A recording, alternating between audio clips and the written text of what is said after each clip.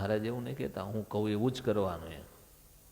તમને જેવું આવડે, જેવું શાસ્ત્રમાં કહ્યું છે એ રીતે ભજન કરજો. તમારી રીતે કરો તો મનમુખી કહેવાશો, પણ કોઈકના અંડરમાં રહીને કરજો તો જેથી કરીને મનમુખી શું કરે? પોતે જાતે નિર્ણય લઈ લેવાનો હોય, એની ઉપર કોઈ છત્ર ન હોય તો એ શું કરશે?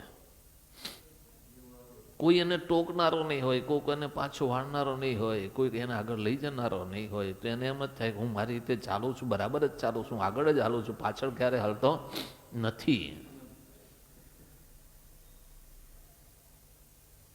સ્વતંત્ર થયો તો હવે શું કરશે? ધીરે ધીરે મનમુખી થશે. મનમુખી થશે તો એને એમ જ થશે કે હું જે નિર્ણય લીધો મેં શ્રેષ્ઠ છું.